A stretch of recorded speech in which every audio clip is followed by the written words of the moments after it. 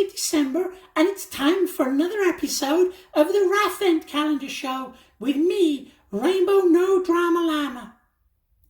Before we get round to opening the door... What's going on here? Hi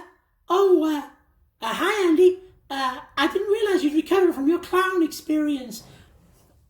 What's going on? You've got it facing the wrong way. Right, I'm fine, but somebody told me that we were recording downstairs, and if I hadn't heard your annoying voice, I'd still be sat at the dining table scrolling Facebook. Gee, I can't think how that may have happened, but maybe we could do today's Raffvent together. No. Are you sure? I think we've made a really great team. Yes, I'm quite sure. Oh, okay. I'll just go then. Bye-bye. Bye-bye, everybody. Right, well, now that we have prevented the Rainbow No Drama Llama continuing to take diabolical liberties, I'm going to rearrange the studio slightly and be back in a second. Oh, and I would really like to thank everybody who sent me messages of support and get well soon wishes following my unpleasant clown-related incident on Monday night. But there weren't any, so I can't.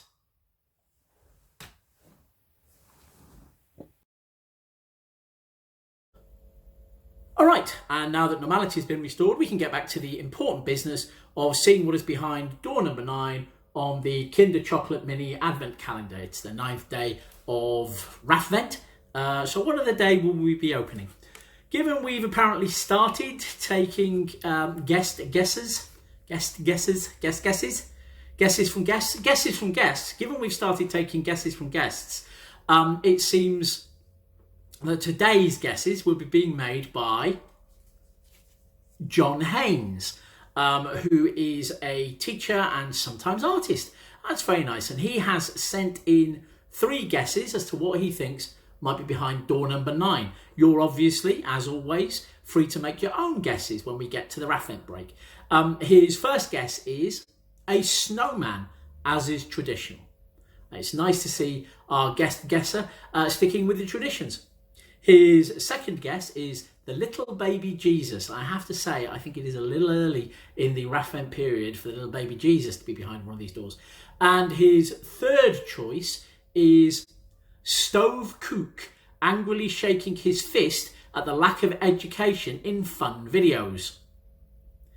I have to say, I've got a pretty strong feeling as to what is probably not going to be behind door number 9 on the Raffvent calendar. But I'm now going to give you a 12-second Raffvent break for you to decide which one of the 3 guesses you think is most likely to be true, or to come up with a guess of your own, because it's entirely possible that none of those 3 things is going to be behind this little door. And I shall see you in 12 seconds.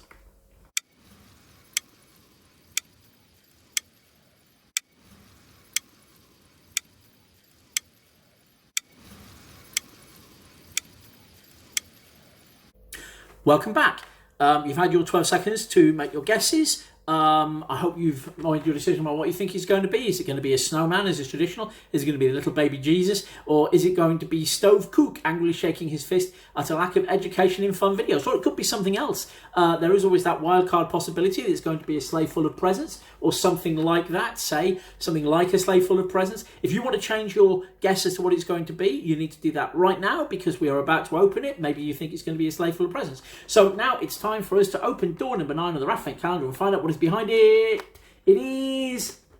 Oh, I am as surprised as anybody. It is professional supervisor Stove Kook angrily complaining about the lack of education in fun videos. He's got a little sign there that he's made himself, and unless I am very much mistaken, he is wearing a lovely Christmas outfit that he has sewn himself out of material that he has woven himself out of moonlight and cobwebs that he has found in hedgerows, because he is ever so clever with his stubby little hands, as you can see there.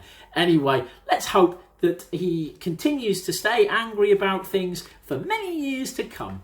I wasn't expecting that, I've got to say. I was expecting a sleigh full of presents, frankly. Anyway, now that is out of the way, all that remains for the 9th of December is to move on to our fun Yuletide fact, which I must remind you is going to be fun and not educational, although it might be funducational, which is a horrible hybrid of fun and education. And now that I've said it out loud, no, it's definitely not going to be funducational. One last thing before we go. I understand that the Griffith sisters may be watching this video with their mum. If they want to appear as guesser during a later episode of Raffvent, they can probably get their mum, or if really need be, their dad, to PM me what their guesses will be and get involved that way. Anyway, I will see you all tomorrow. Bye-bye! The first reported Christmas card was sent over 400 years ago. In 1611, a German physician, Michael Meyer, sent the first recorded Christmas card to James I of England, who was also James VI of Scotland. This was more like a large ornamental manuscript than a card as we think of them today. It had a picture of a rose in the centre and a Christmas and New Year message to the king and his son written into and around the rose. Also on the manuscript were a song and no less than 4 seasonal poems. The first commercial Christmas cards weren't sent until 200 years later. British civil servant Sir Henry Cole had helped reform the British postal network and set up the uniform penny post, which encouraged all classes to send letters or cards for the price of a penny. He commissioned his artist friend, John Horsley, to design the first commercial Christmas card in 1843, not only so he had something to give to his own friends, but in the hope of encouraging more people to make use of the penny post. The card had 3 panels. The outer 2 panels showed people caring for the poor, and in the centre panel was a family having a large Christmas dinner. The image itself proved somewhat controversial, as it showed children drinking wine. The original cards were advertised with the slogan, "Just published, a Christmas congratulations card or picture emblematic of old English festivity to perpetuate kind recollections between dear friends." Cole's cards weren't actually all that popular, partly due to the fact that they cost a whole shilling to buy.